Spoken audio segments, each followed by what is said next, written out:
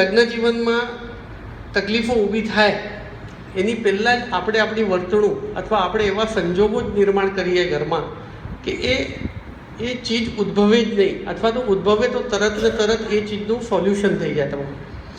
તો આપણે એવા પણ કારણોની અહીંયા થોડીક ચર્ચા કરીશું.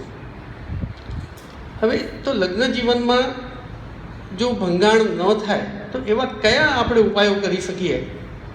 હવે એમાં મેં એ ઉપાયોને બે ભાગમાં મેં વહેંચણી કરી નાખી છે. એક ઉપાયો એવા છે કે જે બંને જીવનસાથીએ કરવાના છે, કે બંને જીવનસાથી આપસમાં એવો મનમેળ રાખે તો તકલીફ કોઈ ઊભી ન થાય. અને બીજો ઉપાય એવો છે કે બંને જીવનસાથીના મા બાપે શું કરવાનું છે અને એમણે કયા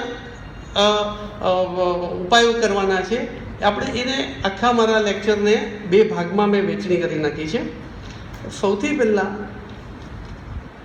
આપણે ઉપાયો જોઈશું કે જીવનસાથીએ કયા ઉપાયો કરવા જોઈએ કે જેનાથી એમના લગ્ન જીવનમાં ભંગાણ ન થાય. હવે ઘણી વખત એવું થાય છે કે આટલું બધું કર્યા છતાં પણ ક્યાંક તકલીફ ઊભી થઈ જાય છે અને એક જીવનસાથી બીજા જીવનસાથી સાથે છોડી અને એકબીજા અલગ થઈ જાય છે. હવે શું થાય છે અહીંયા કે જનરલી જેવા અલગ થાય એટલે કોઈક ફેમિલીમાં તરત ગભરાટ ઊભો થઈ જાય, માણસ ગભરાઈ જાય કે હવે શું કરવું. જીવનસાથી તો ગભરાય, આખી ફેમિલી ગભરાઈ જાય કે હવે શું કરશું આપણે. બીજું કે ઉતાવળમાં આ ગભરાટના કારણે શું થશે કે ઉતાવળમાં કોઈક એવા નિર્ણયો લેશે અને એ નિર્ણયો 100% ખોટા હશે. એટલે કહેવાનો મતલબ એ છે કે જ્યારે આવા સંજોગો ઊભા થાય, બે જીવનસાથી અલગ થાય, ત્યારે ગભરાટમાં ને ઉતાવળમાં કોઈ નિર્ણય લેવા નહીં. આ એક સોનેરી સૂત્ર તમે પકડીને રાખજો કે ગભરાટમાં ને ઉતાવળમાં કોઈ નિર્ણય લેવા નહીં. હવે કયા નિર્ણયો નોર્મલી જોયા છે અમે લોકોએ કે ઉતાવળમાં અને ગભરાટમાં લેવાયા હોય? તો સૌથી પહેલાં તો એવું થાય કે ભાઈ પોલીસ કમ્પ્લેન્ટ કરે, નોટિસો આપે, આક્ષેપબાજીઓ સામાજિક રીતે કરે. અવાજ આવે છે બધાને પ્રોપર? હવે જ્યારે પોલીસ કમ્પ્લેન કરે, નોટિસો આપે, ત્યારે મારું કહેવું એટલું જ છે કે સૌથી પહેલાં તમે તમારી જાતને પૂછો કે વકીલ, કોર્ટ અને પોલીસ તમારા સગા છે? એ તમને શું કામ મદદ કરશે? એ તમને શું કામ મદદ કરશે? એટલે પહેલો સવાલ તમે તમારી જાતને અરીસાની સામે રાખીને પૂછજો કે ભાઈ આ હું કમ્પ્લેન કરું છું, પોલીસ કમ્પ્લેન, આ હું કોર્ટમાં જાઉં છું કે નોટિસ આપું છું. પહેલી વાત કે મને એ લોકો શું કામ મદદ કરશે? એ લોકો મદદ નહીં કરે. તમે ધ્યાન રાખજો આ ચીજ મારું. પોલીસ, કોર્ટ કે વકીલ તમને મદદ નહીં કરે કારણ કે તમારા કોઈ સગા નથી એ લોકો. એટલે મહેરબાની કરીને ઉતાવળમાં તમે આવો કોઈ નિર્ણય નહીં લેતા અને તરત ને તરત આપણે કોઈ કમ્પ્લેન્ટ કરી નાખીએ કે કોઈ નોટિસબાજી કરી નાખીએ તો સૌથી પહેલાં એ ચીજને હોલ્ડ ઉપર મૂકજો. એ ચીજો કરવાની છે, એનો ટાઈમ આવશે ત્યારે કરશું, હમણાં તાત્કાલિક કરવાની જરૂરત નથી. એટલે પહેલો સોનેરી મંત્ર આ રાખજો કે મહેરબાની કરીને ગભરાવું નહીં, ખોટો કોઈ નિર્ણય લેતા નહીં. એનો સમય આવશે, જરૂરિયાત ઊભી થશે ત્યારે જરૂરથી કરજો, પણ હમણાં નહીં. બીજી વાત, આવી જ્યારે બનાવ બને, જીવનસાથી અલગ થાય, ત્યારે સૌથી પહેલાં આપણા મગજમાં રાગ, ઉદ્વેગ, ઉશ્કેરાટ આ બધું આપણા મગજમાં આવે. અને આપણે એક સામાજિક પ્રાણી હોવાના કારણે શું થાય, આપણને આ બધું ઉદ્વેગ, ઉશ્કેરાટથી શું થાય કે સામેવાળા ઉપર બદલો લેવાની ભાવના જાગે. અને બદલો લેવાની ભાવના જ્યારે હોય, હવે જીવનસાથીને ઘણી વખત હોય કે ન હોય એ ભાવના, પણ ઘરવાળાને બહુ થઈ જાય. ઘરવાળા તો વિચારે કે હવે પહેલાંને છોડવો નથી મારે, હવે હું પહેલાં છે ને આ આખી ફેમિલીને રૂઇન કરું. બરાબર? એટલે એ શું કરે કે એક કોઈ પણ એવા પગલાઓ લે એ લોકો કે જેનાથી સામેવાળો જીવનસાથીના એના મા બાપો ઉપર કે એની કૌટુંબ ઉપર એવા પગલાઓ અથવા તો એવી પ્રકારના કોઈ પણ પગલાં લે કે જેનાથી લોકોને ઈજા કે નુકસાન થાય. દાખલા તરીકે હું તમને કહું કે છોકરો સમજી લો કોઈ એક મોટી મલ્ટીનેશનલ કંપનીમાં કામ કરે છે, એમને પત્ર લખે. આજે મલ્ટીનેશનલ કંપનીઓ એટલી બધી સેન્સિટિવ છે, તો જો એના પત્ની તરફથી કોઈ કમ્પ્લેન્ટ આવે તો તરત ને તરત એની નોકરી છે, તરત ને તરત એની નોકરી જાય. એ લોકો એક જ કહેશે કે ભાઈ અમને આ તમારું એબ્યુઝિંગ જે છે, ભલે છે કે નહીં અમને ખબર નથી, પણ તમારા ઘરની જ કમ્પ્લેન્ટ છે તો અમે તમને નહીં રાખીએ નોકરી ઉપર. તો એનો મોટામાં મોટો જોબ ગયો છે તરત જ. અને જોબ ગયો છે તો આજની પરિસ્થિતિ એવી છે કે નવો જોબ એને મેળવતા બિચારાને નાકે દમ આવી જાય. એટલે આવા કોઈ પણ પ્રકારની સામેવાળાની ઈજા કે નુકસાન ન થાય એ તમારે પહેલી વાત તો તમારે કેર લેવી જોઈએ. તમારા ડિફરન્સ ઓફ ઓપિનિયન છે એના માટે બીજા ઘણા બધા રસ્તા છે, પણ આ ઉતાવળમાં તમે આવા કોઈ ચીજ, આવા કોઈ કાર્ય કરવા નહીં. બીજો સોનેરી મંત્ર તમને આપું કે જીવન, હવે આપણે એક જેને હું તમને કહું કે પ્રિવેન્ટિવ મેથડ તરીકે તમને કહું કે સાથીને ન ગમે તેવું કામ ન કરો. જીવન સાથીને તમારે ન ગમે ને એવું કામ તમે નહીં કરો. દાખલા તરીકે તમે પાન ખાતા હો, ગુટખા ખાઓ, સિગરેટ પીઓ, દારૂ પીઓ, રાતના મોડા ઘરે આવો, આ બધી ચીજો જો તમારા જીવન સાથીને પસંદ ન હોય તો એને અટકાવો. તમે એમાં જેટલું અટકાવી શકો એટલું અટકાવવું જોઈએ, તો તમારું જીવન સારી રીતે ચાલશે. બીજું, તમારા જીવન સાથીને જ્યારે જરૂરત હોય ત્યારે એને મળો. હવે આ મળવાની જે વાત છે એ જ્યારે સાથે રહેતા હોય ત્યારે પણ મળવાની વાત કરું છું, જ્યારે તમે અલગ રહેતા હોય ડિફરન્સ ઓફ ઓપિનિયનના કારણે ત્યારે પણ મળવાની વાત કરું છું. એટલે આ જે છે આ બંને રીતે કે ભાઈ જીવનસાથી સાથે પણ રહેશે ત્યારે પણ આ એપ્લિકેબલ થશે, અને સાથે નથી રહેતા ત્યારે પણ આ એપ્લિકેબલ છે. તો ક્યારે એની જરૂરિયાત હોઈ શકે. દાખલા તરીકે માંદગી વખતે કોઈ એક જીવનસાથી માંદગી છે, એને તકલીફ થાય છે, અથવા તો એને કોઈ કુટુંબવાળાને કોઈને તકલીફ છે, ઘરમાં માંદગી છે, ત્યારે જરૂરથી જીવનસાથીને એકબીજાની જરૂરત પડે છે. બીજું કે ઇન્ટરવ્યૂ હોય. આજે ઘણી વખત ઇન્ટરવ્યૂમાં પણ એકબીજાની મદદની જરૂરત પડે છે. સમજી લો જોબ માટેના ઇન્ટરવ્યૂ હોય, ચાઇલ્ડ માટેના ઇન્ટરવ્યૂ હોય. કારણ એક જીવનસાથી બીજા જીવનસાથીને ના પડે કે હું સ્કૂલમાં નહીં આવીશ, તું જજે એકલી હોય અને તું જ કરજે. તો આ જે વસ્તુ જે ખોટી છે એમાં પણ તમારે એમને મદદ કરવી જોઈએ. તમે એની જ્યારે જરૂરત હોય ત્યારે તમે ઊભા રહો એની સાથે, તમે એને મદદ કરો. પછી જે મેં કીધું કે હવે સ્કૂલમાં ચિલ્ડ્રન્સ ડે હોય, તમારા ડિફરન્સ ઓફ ઓપિનિયન છે, બંને પતિ પત્ની અલગ રહે છે, પણ એ ચિલ્ડ્રન્સ ડેના દિવસે એક ઘણી સ્કૂલોની પોતાની રિક્વાયરમેન્ટ છે તો બંને પેરેન્ટોએ આવવું જોઈએ. ત્યારે સામે ચાલીને કોઈ એક પેરેન્ટ આવવાની ના પાડી દે તો હું નહીં આવું જા, તો એ પણ વસ્તુ ખોટી છે. છોકરાઓની પરીક્ષાઓ હોય ત્યારે પણ જરૂરત હોય, બંને છોકરો છે એને તો બંને જોઈતું હોય, એટલે તો મા પણ જોઈએ અને બા પણ જોઈએ, ત્યારે પણ તમારે એના માટે તમારે ઊભા રહેવું જોઈએ. એટલે સાથીને જ્યારે જરૂરિયાત, જીવન સાથીને જરૂરિયાત હોય ત્યારે તમારે એમને મળવું જોઈએ. મેઇન તો માંદગી વખતે ઘણી વખત હોય છે, આપણે જોઈએ છીએ કે છોકરો કે છોકરી હોસ્પિટલમાં છે પણ કોઈ ખબર કાઢવા જ ન જાય, તો એ ન થવું જોઈએ. આ બધા કારણોના કારણે શું થાય છે કે અલ્ટિમેટલી આપણે ગાંઠો બાંધતા જઈએ છીએ, અલ્ટિમેટલી નેગેટિવ થતા જઈએ. નેક્સ્ટ, જીવન સાથીનું મૂલ્ય સમજો. હવે મૂલ્ય એટલે કે જીવન સાથી ભણેલો હોય તેના ભણતરને માન આપો. તમારા જીવન સાથીએ કોઈ એક આર્ટ ડેવલપ કર્યું હોય, એને કોઈ કળા પ્રાપ્ત કરી હોય તો એને તમે માન આપો. તમારા જીવનસાથીના પોઝિશન જે હોય, એને જે હોદ્દો ધરાવતો હોય એ હોદ્દાને તમે સમજવાનો પ્રયત્ન કરો ને એને માન આપો. ઘણી વખત ભણતર નથી હોતું પણ સામાજિક દરજ્જો હોય એ જીવનસાથીનો, કોઈ સોશિયલ લાઈફમાં બહુ આગળ પડતો હોય માણસ, તો એના સોશિયલ લાઈફને એનો જે દરજ્જો છે એને તમે જાણો અને એને તમે માન આપતા શીખો. બરોબર? હવે આ તો થયું સમજવાની વાત. હવે ઘણા વખત એવું થાય છે કે પ્રોફેશનલ હફાળ કહેવાય કે તમે જે કોઈ તમારું પ્રોફેશન છે, તમે જેમાં કાર્યરત છો એના પોતાની એક તકલીફો હોય. દાખલા તરીકે ડૉક્ટર હોય તો અહીંયા એ કોઈ ડૉક્ટર બેઠા છે, મેડમને ખબર હશે કે ડૉક્ટરની લાઈફ કેવી હોય કે રાતના 12 વાગે પણ ફોન આવી શકે એમને. ત્યારે પેલો જીવનસાથી કમ્પ્લેન કરવાનો અધિકાર નથી, કારણ કે એને ખબર છે કે ભાઈ એ પ્રોફેશનલ છે અને એને આ ચીજ આવી શકે. વકીલને પણ રાતના 12 વાગે ફોન આવી શકે છે. એવી રીતે કોઈ ઘણી વખત એવું થાય કે કોઈ સામાજિક આપણે કાર્યકરો હોય, એ સામાજિક કાર્યકરને અચાનક કોઈ ફંક્શનોમાં જવાનું થાય, અચાનક ક્યાંક જવાનું થાય, અથવા કોઈ કામ માટે કોઈને મદદ કરવા માટે એમને ઊભા રહેવું પડે, તો એ ચીજને પણ તમારે સમજવાની જરૂર છે. એટલે સાથીનું તમે મૂલ્ય સમજો પહેલાં કે તમારો જીવન સાથી કયા લેવલનો છે, શું છે, એને એ પ્રમાણે તમારું વર્તણૂક હોવી જોઈએ. એ પ્રમાણે એને તમે એક ફેસિલિટી ક્રિએટ કરી આપો અને એની જે કંઈ પોઝિશન છે એ પોઝિશન પ્રમાણે તમે તમારું વર્તન સુધારો. બીજું, તમે તમારી અંદર રહેલા જે કંઈ જૂના ગુણો હતા જેના કારણે તમે બંને જીવનસાથી બન્યા એને ફરીથી લાવો.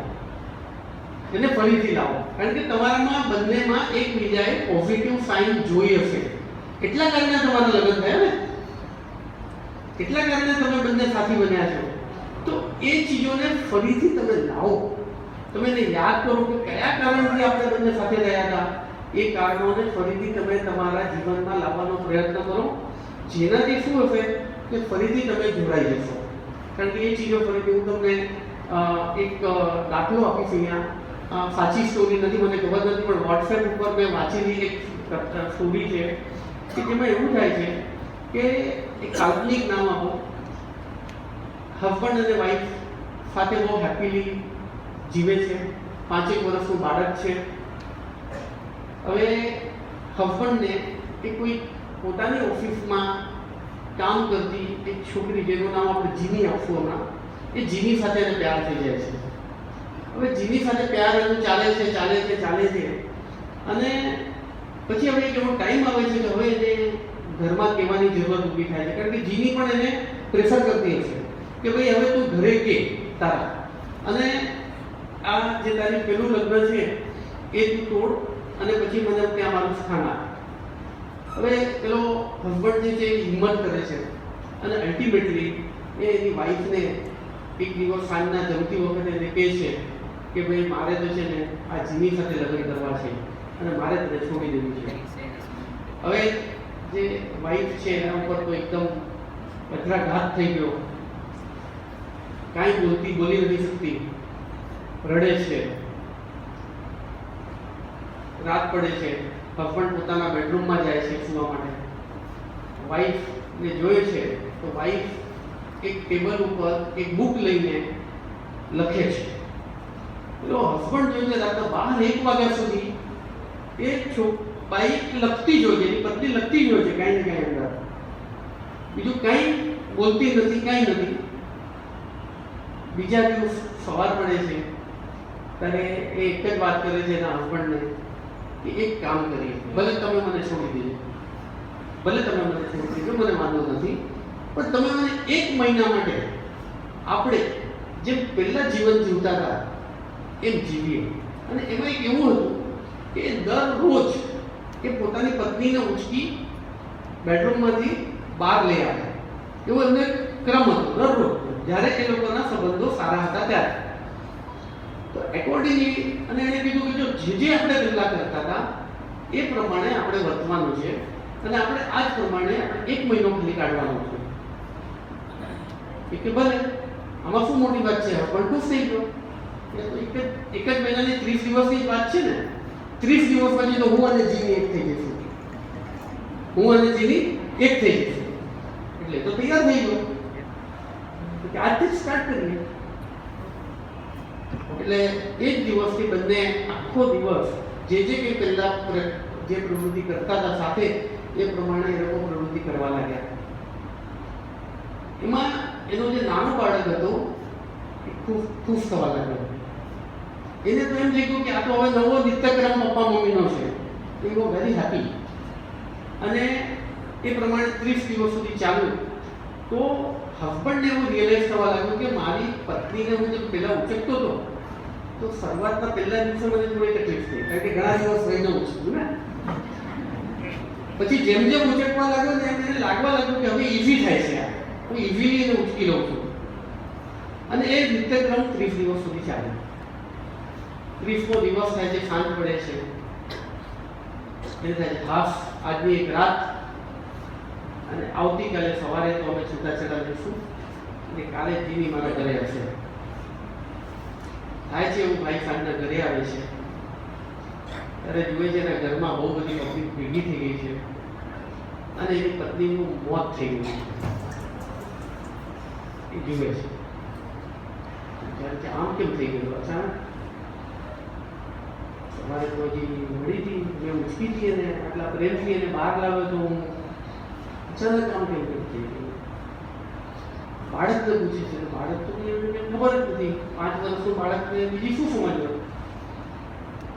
તો એ તો જે કાર્ય કરવાનું હતું એટલે અમે 12-15 દિવસનો અમે એને ગેપ મળી ગયો, ત્યાં સુધી તો કંઈ થાય નહીં બીજા લગ્ન. એને વિચાર આવ્યા 12-15 દિવસમાં કે મારી વાઈફ પેલી ડાયરીમાં કંઈક લખતી હતી એ દિવસે રાતે, એ ડાયરીમાં શું લખ્યું છે એ તો જોવું. એ ડાયરીમાં શું લખ્યું છે તો જો. મિત્રો અહીંયા ધ્યાન કરો, વાર્તા અહીંયા પેલી તારી મરી ગઈ ત્યાં પૂરી નથી થતી, વાર્તા હવે શરૂ થાય છે. મારી વાર્તા હવે શરૂ થાય છે કે પેલો ડાયરી કાઢે છે. ડાયરીમાં એ જુએ છે તો એની પત્નીએ શરૂઆતમાં બધા એના સારા દિવસો કેવી રીતે જતા હતા બધું લખ્યું હતું. છેલ્લે લખ્યું હતું એને કે જો મને કેન્સર છે, મારી જિંદગી 30 દિવસની છે, પણ એ 30 દિવસની અંદર જો હું તને હા પાડી દે કે તું બીજા લગ્ન કરી લે તો મારું છોકરું એ અનાથ થઈ જાય અને હું એ જોઈ નહીં શકું, કે મારા જ જીવનમાં મારું છોકરું સ્ટેપ મધર સાથે રહે તો હું જોઈ નહીં શકું. એટલે મેં તને આ રિક્વેસ્ટ કરી હતી. બાકી હવે હું મરી જાઉં પછી તું છૂટો છે, તારે જે કરવું કરજે, પણ મારે મારી નજરથી આ ચીજ જોવી નહોતી કે મારું છોકરું કોઈ અનાથ કે બીજી સ્ટેપ મધર સાથે જીવે. તો એટલે આ વસ્તુ છે કે એક જેને હું તમને કહું કે તમે એવા ગુણો ફરીથી લાવો કે જેના કારણે તમે જોઈન્ટ થયા. આ એક તમને ખ્યાલ આવશે કે આવું કરવાથી પણ ઘણી વખત તમારું હિલિંગ પ્રોસેસ જેને કહીએ એ હિલિંગ પ્રોસેસ તમારો થઈ જશે. બીજું, સારા સલાહકાર અથવા કાઉન્સેલરની સલાહ સૂચનો લેવા. હવે આપણે ઘણી વખત એવું કરીએ છીએ કે ભાઈ આ તો એડવાઇસ આપશે. હવે વિસનજીભાઈ બેઠા છે, ઘણા બધાને સલાહ આપી છે એમને, પણ લોકો એમ કહે કે વિસનજીભાઈનું કામ છે, વિસનજીભાઈ સલાહ આપ્યા જ કરશે, આપણે ક્યાં એમનું માનવાની જરૂર છે? વિસનજીભાઈ આવા લોકો થતા છે, બરોબર? તો એવું નથી, એમને પણ પોતાનો અનુભવ હોય. એ અનુભવથી કે તમને જે એક સલાહ આપતા હોય તો એ સલાહ ઉપર તમારે વિચાર કરવો જોઈએ. ઓફકોર્સ કે સલાહકાર સલાહ આપવાવાળા માણસનું લેવલ જોઈને એ સલાહ પ્રમાણેનું કાર્ય કરવું જોઈએ. હમણાં હું તમને એક સાચું ઉદાહરણ આપું છું. તમને મારી ઓફિસમાં જ બનેલી ઘટના કહું છું કે પંજાબી કપલ છે. મારા અહીંયા એડવોકેટ મિત્રો બેઠા છે, મારા કલીગ બેઠા છે, એમને ખબર છે. પંજાબી કપલ છેલ્લા 18 વર્ષથી અલગ રહે છે. 18 વર્ષ નીકળી ગયા, એ લોકો અલગ રહે છે. છોકરી ભણેલી તો હતી જ, અલગ થયા પછી એને પોતાનું કેરિયર પરસ્યુ કર્યું. આજે એ મોટી કંપનીમાં ડાયાબિટીસના રોગ ઉપરની કોઈ કંપની છે કે જેમાં એ ટ્રેનર તરીકે કામ કરે છે, જેના હાથ નીચે લગભગ 100-150 ડોક્ટરો કામ કરે છે. એ છોકરીના હાથ નીચે અને એને થ્રુ આઉટ ઇન્ડિયા, ફોરેન કન્ટ્રીમાં જવું પડે છે ટ્રેનિંગ આપવા માટે. 18 વર્ષ થયા પછી છોકરી આવી માગે કે હવે અમારો કે છૂટાછેડા અમારે લેવા છે. એ તો હસબન્ડ તૈયાર છે તો કે હસબન્ડ તો કે છે છૂટાછેડા લઈ લઈએ. એવું સારું, પિટિશન બનાવી, પિટિશન ફાઇલ પણ કરી, કાઉન્સેલિંગ થઈ ગયું. મે મહિનામાં છેલ્લી હવે એની તારીખ આવી. મે મહિનામાં હવે એની છેલ્લી તારીખ છે. હવે જ્યારે કાઉન્સેલિંગ હતું ને એક દરમિયાન એ છોકરો મારા ટચમાં આવ્યો થોડો. મારો ક્લાયન્ટ છોકરો નહોતો, મારો ક્લાયન્ટ હતો પેલી છોકરી. તો મારાથી કહેતા કહેતા એમ કહેવાય ગયું છોકરાને कि क्या तूने किया यार, ये 18 साल तुमने निकाल दिया, 18 साल में तूने देखा नहीं कि तेरी भाई लोगों की जिंदगी चल रही है, तेरी बहन की जिंदगी चल रही है, तेरे को ऐसा नहीं समझा कि तेरी भी जिंदगी चले? 18 साल तक तुमने कुछ नहीं किया. ત્યારે તો મેં એટલું કહી દીધું, વાત પતી ગઈ. सडनली हमारे छोकरी ने मैंने फोन आया कि कीर्ति भाई वो लड़का बार बार फोन कर रहा है मेरे को और बोलता है मिलो मिलो मिलो मेरे को. मैं क्या करूं? ये तो मिलना चाहिए, जरूर से मिलो और फिर सुनो क्या बोलना चाहता है वो. ठीक है, छोकरी मળી ને सीसीडी में बैठा है, लोग મળ્યા. छोकरा ने कीधું देख जो हो गया તું વાપસ આજા ઘરે કરતે. એ લોકોનો અંધેરીમાં બંગલો છે અને આ છોકરો પણ પોતાના ધંધામાં માહિર છે. એટલે न्यू बॉम्बे में कारखाना है कि एक काम करते तो ऐसा लगता है तो मैं नए मुंबई में अपन घर ले लेते हैं या तुझे चाहिए तो इधर भी तू आके रह सकती है माँ बाप के घर पे. आ छोकरी की बात सांभी ये पर विचार करती थी कि अब शू करूँ. अच्छी मानी अगर आई कि ये बात है सर अभी हम क्या करें. वो तो मैंने जो जो बात किया वो सब एक्सेप्ट करने के लिए तैयार है, अपनी गलतियां एक्सेप्ट करने के लिए तैयार है. तो ऐसा नहीं, एक बार वो आप दोनों मेरे पास फिर से आए. दोनों जन फिर से ही मैं वो लड़के को टेस्ट करना चाहता हूँ कि वो रियलिटी में आपको रखना चाहता है या पिटीशन फेल करके वापस 18 साल निकालना है. उसको क्या करना है तो जानकारी लेवे. फरीथी એ છોકરો અને છોકરી મારી આગળ ફરીથી આવ્યા. અમે લોકો અડધો કલાક बैठा. છોકરાએ एक ही बात करी कि सर मैं सही बोलता हूँ, आपने जो एक स्टेटमेंट मुझे दिया था कि 18 साल निकाल के आपने आपका घर क्यों नहीं बसाया. मेरे भाई के घर बस गए, मेरी बहन के घर बस गए, मेरा घर उजड़ गया और वो चीज़ मैंने देखी नहीं. मैं मेरे अपने अपने जो होते हैं ना ईगो में मैं मजबूर रहा. तो ये मैंने बहुत बड़ी गलती कर दी. अभी मुझे ये मेरी वाइफ से कोई कंप्लेंट नहीं है, अगर हो सकता है तो मुझे साथ में जीना है. तो भाई मेरी कंडीशन होगी कि आप नए बॉम्बे घर लोगे या यहाँ पे लोगे. दूसरी चीज़ ऐसी है कि इसको आउटसाइड बॉम्बे बहुत जाना पड़ता है. तो क्या करोगे आप कि मैं उसके साथ जाऊँगा, मेरा बिजनेस सफ़र होने दो, मैं अभी ये सफ़र नहीं करने दूँगा.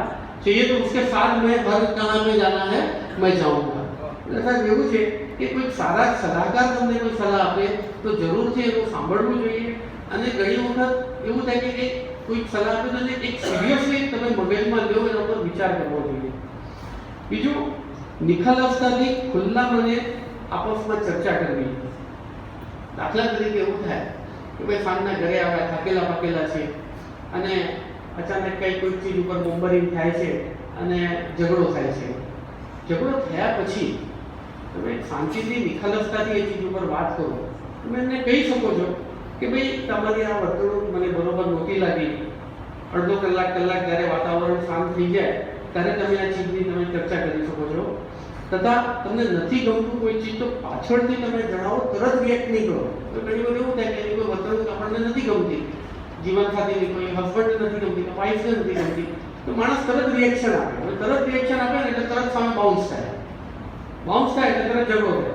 તો એ ચીજ તમે નથી ગમતી, તમે શાંતિથી બેસો, સાંભળો, પછી તમે શાંતિથી કહી શકો એને કે જો આ તારી વર્તણૂક કે આ તારું સ્ટેટમેન્ટ કે તારી આ વર્તણૂક મને ગમી નથી અને એના ઉપર નિખાલસતાથી તમે ચર્ચા કરો તો ઘણી વખત તમારા પ્રોબ્લેમ સોલ્વ થઈ જશે. હવે ઘણી વખત એવું થાય છે કે ઝઘડાઓ ચાલતા હોય એની વચ્ચે જીવનસાથી નક્કી કરે કે ચાલો ને બાળકને જન્મ આપીએ તો કદાચ આપણા ઝઘડાઓ પૂરા થઈ જશે. એટલે બાળકને જન્મ આપવાથી જો તકલીફોનું નિરાકરણ તમારું થવાનું અને એ ઈચ્છાથી તમે બાળકને જન્મ આપતા હો તો એ સૌથી ખોટું છે. કારણ કે બાળકને જન્મ આપ્યા પહેલાં આજના જમાનામાં પરિસ્થિતિ એવી છે કે તમારે તમારું આખું છે ને ફાઇનાન્સનું પ્લાનિંગ કરવું પડે પહેલાં તો. કારણ કે જન્મ આપ્યા પછી દોઢ બે વર્ષ રહીને તરત સ્કૂલ, તો સ્કૂલમાં આજે તમે લાખ 1.5 લાખ 2 લાખ રૂપિયા ઓછી કોઈ ફી નથી, કારણ કે તમારી કેપેસિટી હોય નહીં અને તમે બાળકને જન્મ આપી દો. અને બીજું કે અહીંયાથી ઝઘડા તો ચાલુ જ રહે તમારા, પછી બાળક આવે એટલે વધારે ઝઘડા થાય, કારણ બાળકને કોણ સંભાળશે હવે, બરોબર? એટલે એ એવી જે આપણી ધારણાઓ હોય છે ઘણી વખત કે બાળકને જન્મ આવ્યા બાદ તમે તમારી આ બધી આપણા પ્રોબ્લેમ સોલ્વ થઈ જશે. અચ્છા, બાળકને જન્મ આપ્યા પછી ઘણી વખત એવું થાય કે તમે તમારી જવાબદારીમાંથી છટકવાની વાત કરો. એક જીવનસાથી બીજા જીવનસાથીના એને છટકવાની વાત કરે કે હવે સમજી લો ફોર એક્ઝામ્પલ બાળક માટે સ્કૂલમાં જવાનું છે અને એડમિશન માટે કંઈ કરવાનું છે, બાળક માંદું છે, ડૉક્ટર આગળ લઈ જવાનું છે, તો કોઈ જીવનસાથી એ પોતાની જવાબદારીમાંથી છટકવાની વાત કરે તો એ ખોટું છે. જો તમે બાળકને જન્મ આપ્યો, તમે સમજી વિચારીને જન્મ આપ્યો છે તો પછી એની જવાબદારી પણ તમારે સ્વીકારવી જોઈએ. એ જવાબદારીનું તમારે પૂરેપૂરું ભાન હોવું જોઈએ. પ્લસ ફાઇનાન્સનું તમારે પ્લાનિંગ કરવું જોઈએ. આમાં હું તમને એક સાચી બનેલી ઘટના કહું છું. ફેમિલી કોર્ટની અંદર મારી સામે બનેલી ઘટનાની વાત કરીશ તમને. એક છે ને એક કપલ આવ્યું લગભગ 60-65 વર્ષનું અને એમણે છે ને મ્યુચ્યુઅલ કન્સેન્ટ પિટિશન ફાઇલ કરી હતી. મ્યુચ્યુઅલ કન્સેન્ટ પિટિશન એટલે જોઈન્ટ પિટિશન હોય અને બંને હસબન્ડ વાઈફ કોર્ટને કહે કે ભાઈ હવે તમે છે ને અમને છૂટા કરી આપો, હવે અમારે છૂટા થવું છે. હવે 60-65 વર્ષની ઉંમર મેડમ ત્યારે એસબી જોશી આપણા જજ હતા, મિસિસ એસબી જોશી, હા, એક નંબર પર પ્રિન્સિપલ જજ આગળ મેટર હતી. તો પહેલાં તો પ્રિન્સિપલ જજ ગરમ થઈ ગયા એકદમ કે क्या ये तो ची वय आएगा એટલે કે આ તમારી ઉંમર છે આ છૂટાછેડા લેવાની, તમે શું સમજી નહીં અમારી આગળ આવ્યા છો છૂટાછેડા લેવા માટે? તમને અમે છૂટાછેડા નહીં આપીએ, તમે વયા જાઓ. સીધું એમ જ કીધું, તમે વયા જાઓ, અમે તમને છૂટાછેડા નહીં આપીએ. આ કપલ વિચારવું પૂરી ગયું. जज मॅडम आमची ऐका, तुम्ही स्टोरी ऐका जरा. नाही नाही, मी काय ऐकणार नाही, तुम्हाला घटस्फोट देणार नाही, तुम्ही जा. आता ह्या वयात तुम्ही कशाला तुम्ही घटस्फोट घ्यायला आले इथे? ते काय આ ઉંમરમાં તમે શું કામ અહીંયા તમારે છૂટાછેડા લેવા આવ્યા છો? मॅडम तुम्ही ऐका आमच्या काय तरी. उगाच राहायचं. म्हणजे એને जज मॅडम नंतर હું સાંભળું તો ખરું શું છે. बघा असं आहे मॅडम, आमचे 2 मुले आहेत, एक मुलगी आहे, एक मुलगा आहे. मुलगी मोठी आहे, मुलगा लहान आहे. आता मुलगाचा जन्म झाल्यानंतर आमच्या दोघांमध्ये वादविवाद झाला होता. आम्ही त्यावेळी नक्की केला की आम्हाला घटस्फोट घ्यायचे, आम्हाला डिवोर्स घ्यायचा नक्की आम्ही त्यावेळीच करून टाकलेला. पिटिशन आम्ही आज केलेली आहे. आम्ही आज का पिटिशन केली? माझी मुली आता लग्न होऊन अमेरिकेत सुखी आहे. माझा मुलगा अभ्यास करून आता चांगल्या जॉबवर USA ला आहे.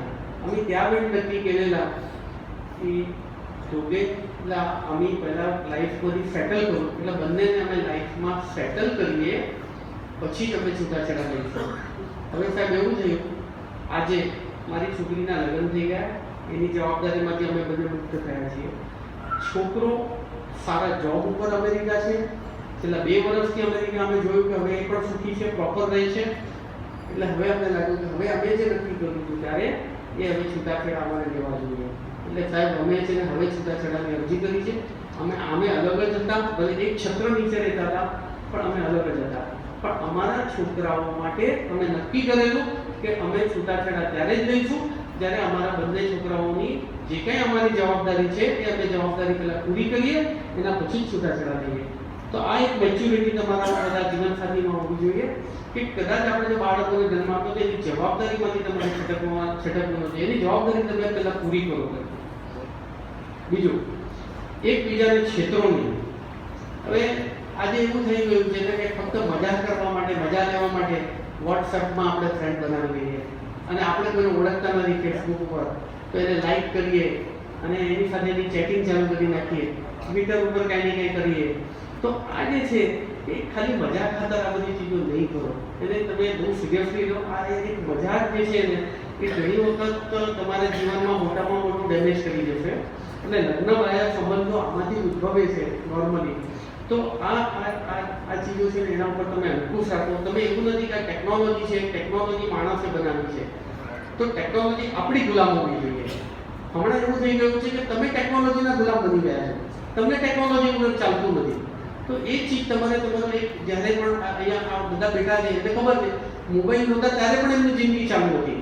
ઇવન લેન્ડલાઇન ફોન પણ કેટલા ઓછા હતા ત્યારે પણ બધાના ધંધા ચાલુ હતા અને બધી ચીજો ચાલુ જ હતી, કોઈ અટકતું નથી. ને આજે પણ તમારી આગળ મોબાઈલ નથી. ને એવા ઘણા વકીલો જોયા છે કે જેની આગળ હજી પણ મોબાઈલ ફોન નથી. એ લોકો મોબાઈલ ફોન નથી રાખતા, છતાં પણ એમની વકીલાત સારામાં સારી ચાલે છે. તો એ ટેકનોલોજીને તમે ગુલામ નહીં બનો, ટેકનોલોજીને તમારી ગુલામ બનાવો. આ ટેકનોલોજીના કારણે પણ ઘણા છે ને આપણને પ્રોબ્લેમો થઈ રહ્યા છે. તો એ ટેકનોલોજી ઉપર તમે તમારો કંટ્રોલ રાખો પહેલેથી કે હું દિવસમાં વોટ્સએપ જોઈશ તો ભાઈ એવું અડધો કલાક જ જોઈશ, સાંજના ટાઈમે કંઈક ટાઈમ નક્કી કરો ત્યારે તમે બધા જે કંઈ મેસેજ જોવો તો જોઈ લો. આખો દિવસ તમે પકડીને નહીં બેઠો ને આખો દિવસ તમે ચેટિંગ નહીં કરો આ ચીજ ઉપર, કારણ કે એટલો તમારો પ્રિસિયસ ટાઈમ તમારો વયો જાય છે અનનેસેસરી. અને એ પ્રિસિયસ ટાઈમમાં જે પહેલાં તમે કોઈક એક્ટિવિટી કરતા હતા એ તમારાથી થતી નથી. પહેલાં કોઈ વાંચન કરતું હતું, કોઈ બહાર તમે કોઈ બીજી કોઈ તમારી કલાકારી કોઈ ડ્રોઈંગ કરતું હતું, એ બધી ચીજો બંધ થઈ ગઈ. તો એ ચીજો તમે ફરીથી રિવાઇવ કરો. તમે ટેકનોલોજીનો મહેરબાની કરીને ગુલામ નહીં બનો. એટલે આ એક છે કે ભાઈ તમારા જે છેતરવાની વાતો છે બીકોઝ ઓફ ટેકનોલોજી એ તમે છેતરો નહીં. અને નિખાલસતાથી તમે વાત કરો એની પર તો ઘણા બધા મારા અનુભવો છે કે સીસીટીવીમાં જ ખાલી બેસીને 1 કલાક 2 કલાક 1.5 કલાક બેસવાનું, ત્યાં મજાક મસ્તી કરી લેવાની અને પાછા આવી જવાનું. એ મેં ઘણા બધા અનુભવો મારી આગળ છે, પણ હમણાં હું એની ચર્ચા નથી કરતો. પણ આપણે એક ચીજ ધ્યાન રાખવાની છે કે ટેકનોલોજી આપણી ગુલામ છે, ટેકનોલોજીના આપણે ગુલામ નથી. બીજું કે લગ્ન સંબંધો શા માટે બગડી રહ્યા છે તે સમજવાનો પ્રયત્ન કરો પહેલા. હવે ઘણી વખત એવું છે કે ડિફરન્સ ઓફ ઓપિનિયન તમારે થાય છે બંને જીવનસાથી વચ્ચે, તો તમે પહેલા સમજવાનો પ્રયત્ન કરો કે કયા કારણથી થાય છે, મેઇન રીઝન, કોર રીઝન શું છે એનું, કયા કારણે બગડી રહ્યા છે તમારા સંબંધો, એ કોર રીઝનને સમજવાનો પ્રયત્ન કરો. મુખ્ય કારણ જેનો હું કહું સમજવાનો પ્રયત્ન કરો. ઘણી વખત એવું જોયું છે કે માંદગી હોય, માંદગીના કારણે પણ તમારા ડિફરન્સ ઓફ ઓપિનિયન વધતા હોય અને સામેવાળા તમારા જીવનસાથીને એ ચીજની ખબર જ ન હોય કે મારું અંદર જે મારું જીવનસાથી છે એ માંદું છે, માંદું એટલે કે એને સાયકોલોજીકલ પ્રોબ્લેમ છે, એ ખબર જ ન હોય તમને. તો એવા પણ ઘણા તમારા ત્યાં કિસ્સા આવ્યા છે કે એમની સ્ટોરી સાંભળ્યા પછી મને લાગે તરત જ કે ભાઈ આને છે ને સાયકોલોજીકલ પ્રોબ્લેમ છે, એને કોઈ ફિઝિકલ બીજો કોઈ પ્રોબ્લેમ નથી, પણ સાયકોલોજીકલ તમે એની દવા લો તો કદાચ તમારું જીવન સુધરી જશે. એટલે ઘણી વખત તમે એને ડીપ કોરમાં જે કોર રીઝન શોધવાનો પ્રયત્ન કરો તો તમને કંઈક એમાંથી મળશે કે જેના કારણે તમારા સંબંધો તણાવમુક્ત થાય છે. બીજું કે એકબીજાનો વાંક ન કાઢો, તમે દોષિત ન ઠેરવો. કારણ કે ઘણી વખત એવું થાય કે તમે સાંજના ઘરે આવ્યા હો ત્યારે તમારી પત્ની તમારી મધર માટે ફરિયાદ કરે, તમારી મધરે આજે મને આમ કીધું, તેમ કીધું, ફલાણું, એમની વર્તણૂક બરોબર નથી કે આમ છે તેમ છે.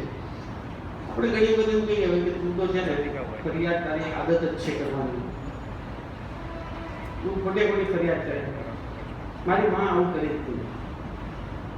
એવું તમારું જે વર્તન હોય એ ન રાખવું જોઈએ.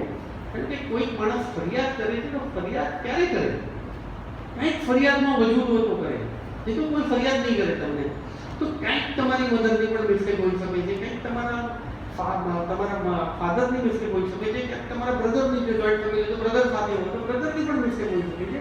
એ તમે પહેલાં તો તમે સમજવાનો પ્રયત્ન કરો કે એની ફરિયાદને ઇગ્નોર નહીં કરો, એ ફરિયાદમાં વજૂદ છે એ પહેલેથી ગ્રહિત કરો.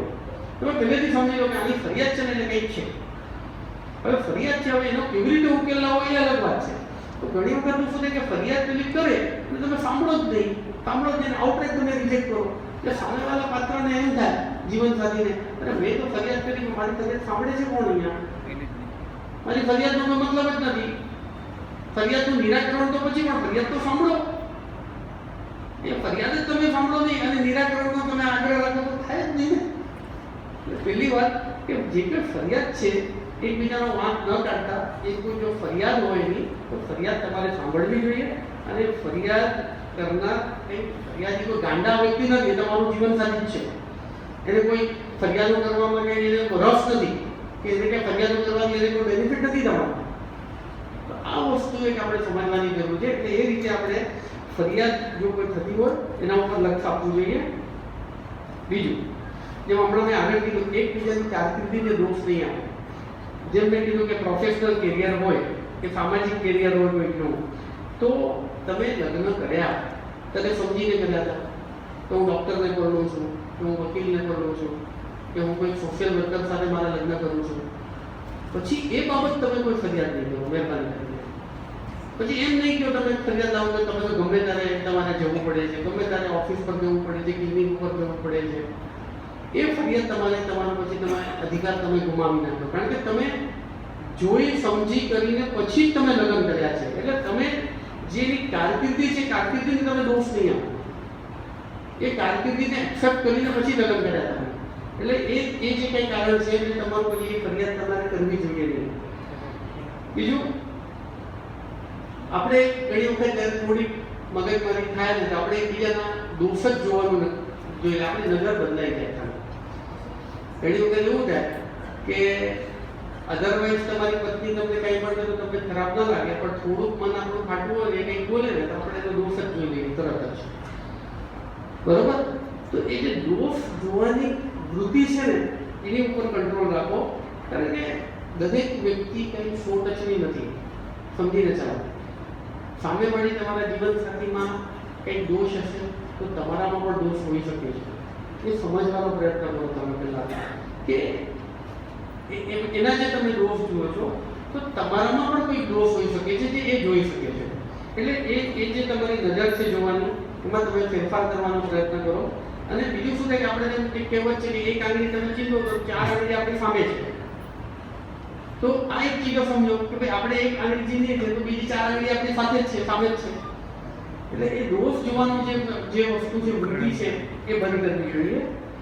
બીજું કે આપણા જીવનસાથીના ઝઘડાઓમાં જાણતા અજાણતા આપણે બાળકોને સંડોવી નાખીએ.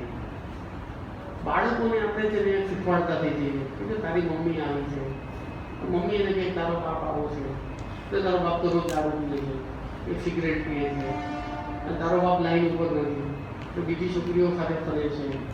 આ નાના બાળકને આપણે જે સંડોવીએ છીએ આમાં આપણા ઝઘડાઓમાં, એ મહેરબાની કરીને સંડોવા નહીં જોઈએ તમારે. આમાં એક હું તમને એવું એક એક્ઝામ્પલ આપીશ કે એ વસ્તુ સાંભળ્યા પછી હું પોતે પણ એક વખત છે ને હું પોતે હલી ગયો હતો. મારવાડી કપલ હતું, છોકરી મુંબઈની, છોકરો હતો આમ બેઝિકલી રાજસ્થાનનો, પણ સેટલ થયો હતો ચેન્નાઈમાં. લગ્ન થઈને પછી છોકરી ચેન્નાઈ જાય છે. હવે એ બંને રીચ ફેમિલી, અત્યંત રીચ ફેમિલી જેને હું કહું. પણ છોકરો પોતાના બાપના ધંધામાં નહોતો, એ કંઈક જોબ કરતો હતો ચેન્નાઈમાં. એટલે એને ત્યાં કંપની તરફથી ક્વાર્ટર્સ ને બધું મળે. હવે એ લોકોને હવે ફેમિલીમાં દારૂ પીવું, છોકરો કે છોકરી, એ આમ સાધારણ સામાન્ય ઘટના ગણાય. આપણે ત્યાં ગલત ન ગણાય, પણ એ લોકોની જે સ્ટેટસવાળા વ્યક્તિ હતા એમાં આ દારૂ પીવું એ સામાન્ય ઘટના તરીકે ગણવામાં આવે. તો જ્યારે છોકરી અહીંયાથી ચેન્નાઈ ગઈ, છોકરો તો કામ ઉપર ગયો છે. આ છોકરીને કોઈ કામ જ નહીં ઘરમાં, પૈસાવાળાની દીકરી એટલે બધું કામ તો બધા નોકરો કરે. તો આ કિટ્ટી પાર્ટીમાં ધીરે ધીરે ધીરે એ જતી થઈ ગઈ, અને પછી એવા ગ્રુપમાં વહી ગઈ કે જ્યાં રોજ બપોરે લોકો દારૂ પીએ.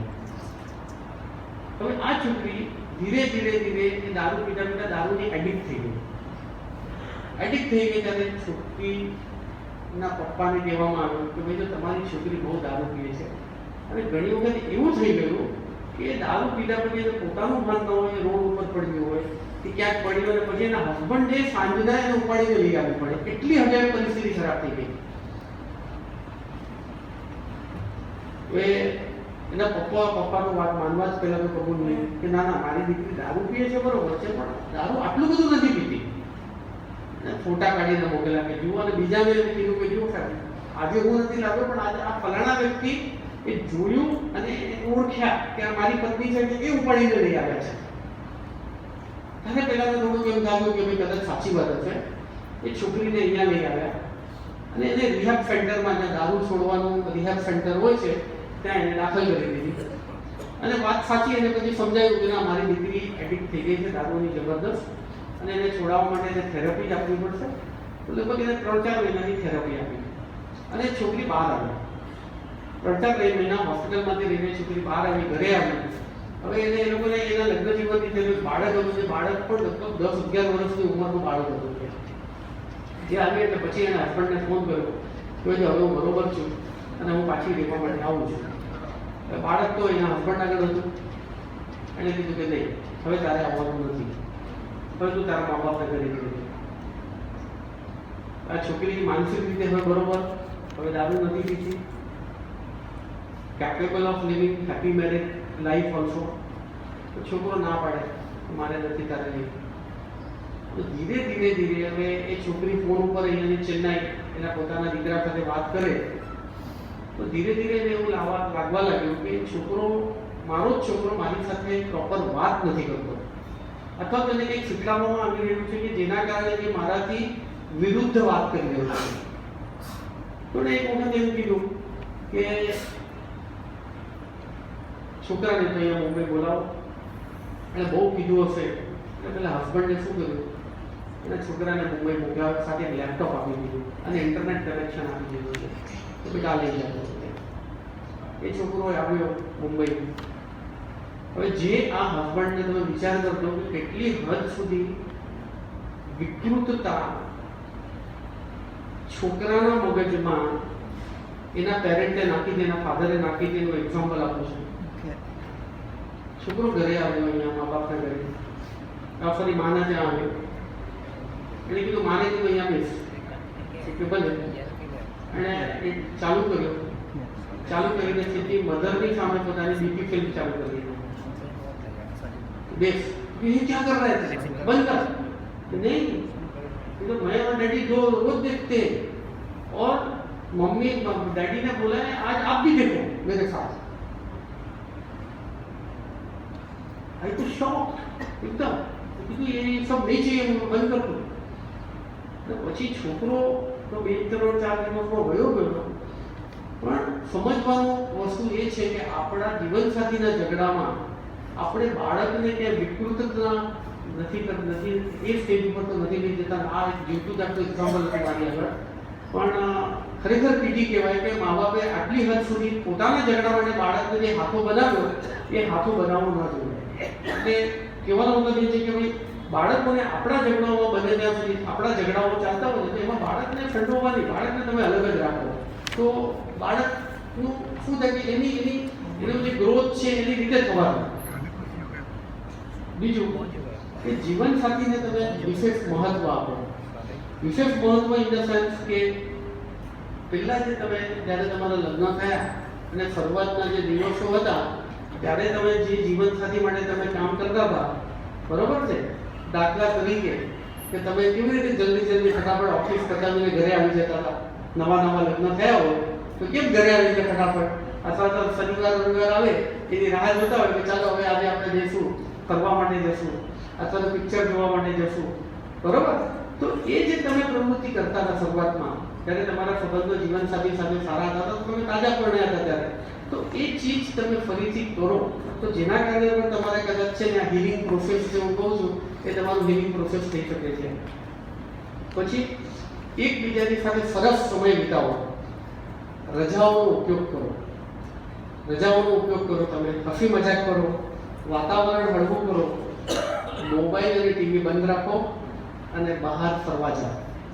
આ એક તમને ખાસ કહું કે મોબાઈલ ટીવી બંધ રાખો, તમે તમારા જીવનસાથીને લઈને બહાર ફરવા ગયા જાઓ. ભલે તમે ક્યાંય જાઓ, રોડ ઉપર જાઓ, માર્કેટમાં જાઓ, પ્લેગ્રાઉન્ડ ઉપર જાઓ, પણ બહાર વયા જાઓ તમે.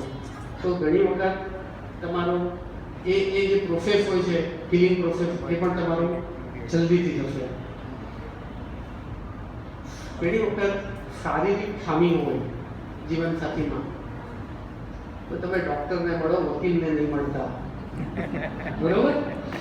તો શારીરિક ખામી હોય તો તમે એ ચીજને એક્સેપ્ટ કરો કે ભાઈ મારામાં કંઈક ખામી છે. તો એ ખામી માટે તમારે જવું જોઈએ ડૉક્ટર આગળ. એ ખામી છે મારા જીવનસાથીમાં એટલે હું વકીલ આગળ જાઉં એ વાત ખોટી છે, બરોબર? એટલે જીવનસાથીમાં કોઈ તકલીફ હોય, શારીરિક ખામી હોય તો જરૂરથી તમે ડૉક્ટરને મળવા જાઓ, વકીલને નહીં. બીજું, પોતાનો અહંકાર બાજુ પર મૂકી દો. દરેક મનુષ્ય સમાન છે. સાહેબ એવું છે કે હું તો વકીલ છું એટલે ઓફિસમાં બેઠા બેલ મારું, એમને કહું પાણી લાવ, એમને કહું ચા લાવ, માણસને કહું આ કર તે કર. હવે ઓફિસ છે ત્યાં સુધી ઓકે છે, પેલું ઘરે આવું અને મારા વાઈફને કહું પાણી આપ, ચાલે? હા, મારા વાઈફ અહીંયા જ બેઠા છે. એમ જ કે છે ભાઈ તમે વકીલ છો, બરોબર? તમે તમારી ઓફિસમાં વકીલ છો, મારા ઘરે તમે મારા પતિ છો અને એક પતિ તરીકે તમારે જે ફરજ બજાવવાની હોય તમે બજાવો. કે હવે જાઓ નીચે શાક લઈ આવો. એટલે શું થાય કે પોતાનો અહંકાર જે હોય એને તમે બાજુ પર મૂકી દો. દરેક મનુષ્ય સમાન હોય, બરોબર?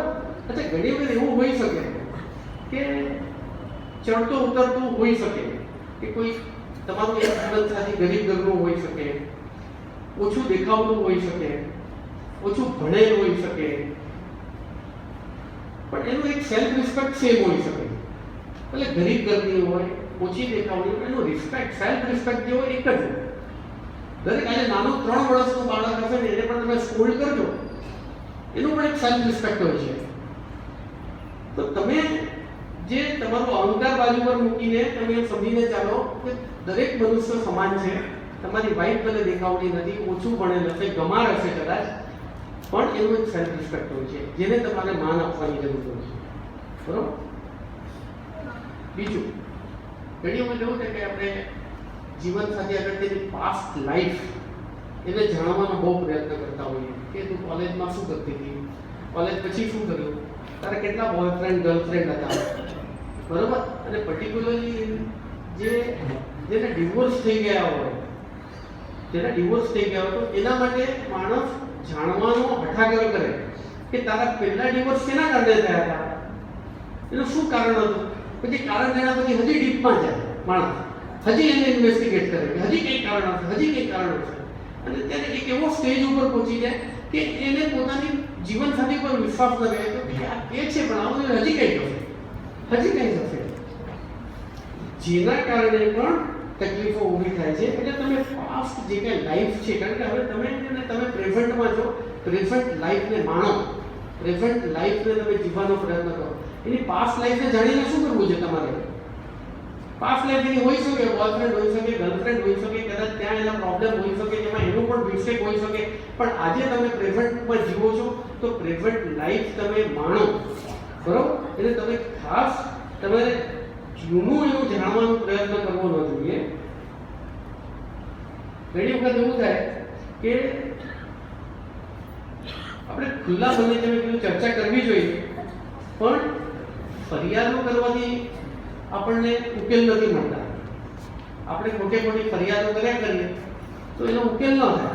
ખુલ્લા મને ચર્ચા કરવાથી થાય. હું એમને કહું કે ભાઈ તું આમ કરે છે, તેમ કરે છે, ફલાણું કરે છે, તો એ કઈ ઉકેલ નથી. ચર્ચા કરવાથી ઉકેલ થાય. એટલે ચર્ચા જે છે ને, આપણે ડાયલોગ જેનો હું કહું કે dialogue should continue between two parties. સૌથી અગત્યનું, તમારા જીવનસાથીના માતા પિતા માટે ખરાબ શબ્દ નહીં બોલતા. તમારા જીવનસાથીના માતા પિતા માટે ખરાબ નહીં બોલતા. કારણ કે કોઈ પણ વ્યક્તિ પોતાના મા બાપને જો કોઈ ખરાબ બોલશે તો સહન નહીં કરી શકે.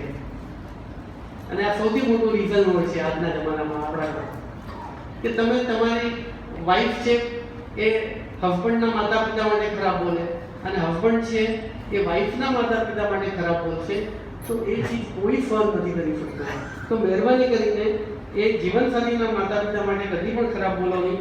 દુનિયાની કોઈ પણ વ્યક્તિ પોતાના માતા પિતા માટે ખરાબ સાંભળી શકતી નથી, અને બંને પક્ષો માટે આ સેમ લાગુ પડે છે. એકબીજા માટે અપશબ્દ બોલો નહીં. અર્થાત તું તો ચૂડેલ છે, તું ઘરમાં આવવાથી ઘરમાં અશાંતિ થઈ ગઈ હોય. આ બધી જે સ્ટેટમેન્ટો છે એ સ્ટેટમેન્ટો ઘણી વખત પ્રોબ્લેમ આપણને ઊભા કરી દે છે. એટલે એકબીજા માટે તમે અપશબ્દો તમારે બોલવા જોઈએ નહીં, કારણ કે એનાથી જ ઝઘડાઓ વધી જાય છે. જીવનસાથીના આત્મસન્માનને ઠેસ પહોંચાડો નહીં, તેને તોડો નહીં. સેલ્ફ રિસ્પેક્ટ મેન્ટેન કરો, અને તમારા જીવનસાથીને એક સ્વરૂપે સ્વીકારો. અને એક રિયલ કેસ હતો. છોકરી અમદાવાદની, છોકરો મુંબઈનો, છોકરો ચાર્ટર્ડ એકાઉન્ટન્ટ, MBA ભણેલો. છોકરી અમદાવાદમાં હતી, થોડી અનપોલિશ્ડ, અને BCom જ ખાલી પાસ કરી હતી એને, બોરીવલીમાં રહેલો. તો છોકરો ચાર્ટર્ડ એકાઉન્ટન્ટ, MBA, એટલે એની ઉઠબેસ બધા એકદમ પોલિશ્ડ. એનું જે ગ્રુપ હતું, એલાઇડ ગ્રુપ જેને આપણે કહીએ, એવા ગ્રુપ સાથે એની ઉઠબેસ. પાર્ટીઓમાં એની પત્નીઓ જુએ તો એને એમ લાગે કે ખાલી આપણી પત્ની તો આની સામે કંઈ જ નથી, કારણ કે એ તો BCom, ઇંગ્લિશ પણ વાત અમદાવાદમાં ભણેલી, એટલે ઇંગ્લિશ પણ બહુ કંઈ આવડે નહીં, અને થોડીક દેખાવડી ઓછી. એટલે એને એ પણ મનમાં રહ્યા કરે કે ભાઈ મારી પત્ની તો દેખાવડી પણ નથી આટલી, બધાની તો કેટલી પત્નીઓ સુંદર છે, અને ઇંગ્લિશ ફાટ બોલે, અને હું એવા એલાઇડ ગ્રુપમાં આને ક્યાં લઈ જાઉં, આવા ગ્રુપમાં. એટલે ધીરે ધીરે એને પત્ની બધી રીતે બરોબર, પણ એને ઓછી ગમે, અને ધીરે ધીરે એમ લાગવા લાગ્યું કે આ પત્ની મારા માટે લાયક નથી, લાયક જ નથી. એ પોતાનો પ્રોબ્લેમ લઈને આવ્યો. એટલે મેં એને પૂછ્યું કે ભાઈ તારા ઘરમાં કોણ? તો મારી મધર, હું અને મારી પત્ની, 3 જણ. બાળક નથી. તો તારી પત્ની તારી મધરની સેવા કરે કે ખૂબ સારી રીતે કરે, મારી મધરના પગ પણ દબાવે, અને બંને એટલી હળવી મળેલી છે ને, તમે વાત જવા દો. ઓકે, તને ગમે એવું એ રસોઈ કરે તારા માટે? તો કે મને ગમે એ જ રસોઈ કરે રોજ. તો પ્રોબ્લેમ શું થયો? કે પ્રોબ્લેમ આ જ છે મને, હું મારા ગ્રુપમાં એને લઈ નથી જઈ. હું કીધું પ્રયત્ન કરને, તારી પત્નીને શીખડાવ, એને ભણાવ, એને અંગ્રેજી સ્પીકિંગના ક્લાસમાં નાખ, એવું બધું કરતું. સાહેબ જે પ્રયત્ન કર્યા પણ કંઈ જામતું નથી. એ એટલું જોઈએ તો રિઝલ્ટ નથી આવતું મને જે પ્રમાણે એનું જે પરફોર્મન્સ આવવું જોઈએ એ આવતું નથી. તો પછી તારે તો આ જે તારું પડ્યું નિભાવવું પડશે ભાઈ. તો કે ના, મને તો છૂટાછેડા તમે કરાવી આપો તો બહુ સારું. તો ભાઈ એ છૂટાછેડા તારા નહીં થાય, અને તું અહીંયા પિટિશન આપણે ફાઇલ કરશું તો પણ તારી કારણ નથી કે તારી તો બરોબર ધ્યાન રાખે જ છે તારું તો, પણ તારી મધરનું પણ ધ્યાન રાખે છે. હવે તને ગમતી નથી એ વાત અલગ થઈ ગઈ, અને નથી ગમતી એનું કારણ તે લગ્ન કર્યા ત્યારે તો ગમતી હતી એટલે તે લગ્ન કર્યા, પણ હવે તને નથી ગમતી કારણ કે તું એવા એક ગ્રુપમાં પૂછી ગયો છે કે ત્યાં તને તારી પત્ની બીજાની પત્નીની તારી પત્ની સાથે સરખામણી કરે છે હવે.